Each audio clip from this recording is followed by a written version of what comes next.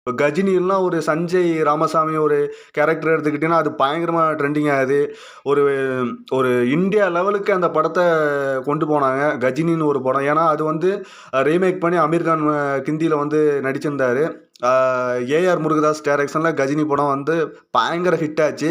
அதுக்கடுத்த படம்னு பார்த்தீங்கன்னா நம்ம சூர்யா அவர்களுக்கு வந்து வேல். வேல் வந்து பயங்கர ஹிட்டு. ஏன்னா வேல்லாம் ஒரு கமர்ஷியல் ரீதியாக இணையிற. ஏன்னா நம்ம ஹரியோட சேர்ந்து 6 படம் ஃபஸ்ட்டு பண்ணார். 6க்கு அடுத்து 2வது முறையாக இணைந்த படம் வேல். வேல் படம் வந்து ஒரு ஃபேமிலி ஆடியன்ஸாக பட்டி தொட்டி எல்லா இடத்துலையும் அந்த படம் ரீச் ஆகி மாபெரும் வெற்றி பெறுது. சூர்யாவிற்கு அந்த காலகட்டத்தில் பொற்காலம்.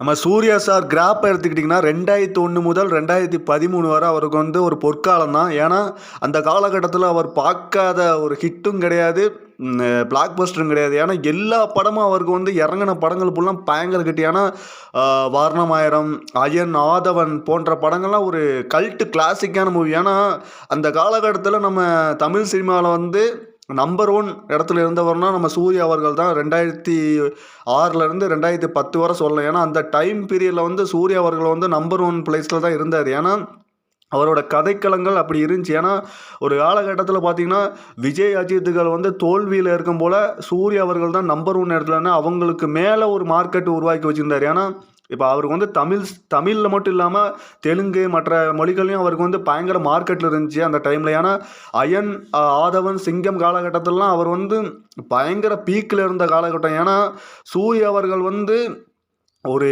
ஒரு சூப்பர் ஸ்டார் ஒரு அந்தஸ்தில் இருந்தார் அந்த டைமில். ஏன்னா அந்த 2013 வரை அவர் வந்து ஒரு பீக்கில் இருந்த காலகட்டம் தான். ஏன்னா அதுக்கடுத்து 2014 எடுத்துக்கிட்டிங்கன்னா அஞ்சான் ஒரு படம் வருது. அஞ்சான்லேருந்து அவருக்கு வந்து ஒரு அவரோட கிராப்பே அழியுது. ஏன்னா அஞ்சான் போன்ற ஒரு இது ஒரு தோல்வி படம் கொடுத்தது வந்து அதுக்கடுத்து அவருக்கு 24 மாஸ் போன்ற படங்கள் வந்து அவருக்கு வந்து அவ்வளோக்கா கை கொடுக்கல. அவரோட தேட்டர் கிட்ட வந்து ரொம்ப கம்மியாகுது. சூர்யா செய்த தவறுகள் என்னன்னு பார்த்தீங்கன்னா மறுபடி அவங்க ஹிட்டு கொடுத்த டேரக்டர் கூட அவர் இணையலை. ஏன்னா ஹரி போன்ற டேரக்டர் வந்து அவருக்கு வந்து ஒரு பயங்கர ஒரு ஹிட்டு கொடுத்தாரு. அவர் கூட அவர் இணையலை மறுபடி. ஏன்னா சிங்கம் 3க்கு அடுத்து அவர் வந்து மறுபடி இணையலை. ஏன்னா மறுபடியும் வந்து ஒரு படம் வந்து பூஜை பண்ணாங்க. அந்த படம் கேன்சல் ஆயிடுச்சு. ஏன்னா அந்த படம் அருவான்னு ஒரு டைட்டில் வச்சு ஒரு படம் பண்ணுவாங்கன்னு பெரிதும் எதிர்பார்க்கப்பட்டது. அந்த படம் வந்து அந்த படமும் நடக்கலை. ஏன்னா அதுவும் மிகப்பெரிய தவறாச்சு. அதுக்கடுத்த படம் பார்த்தீங்கன்னா பாலா கூட வணங்கான் படமும் அவர் தான் பண்ண வேண்டியது. அந்த படத்துலேயே அவர் ஏதோ பிரச்சனையினால வெளியே வந்துட்டார். அதுக்கடுத்து படம் பார்த்தீங்கன்னா நம்ம துருவ நட்சத்திரமும் அவர் தான் பண்ண வேண்டிய படம்.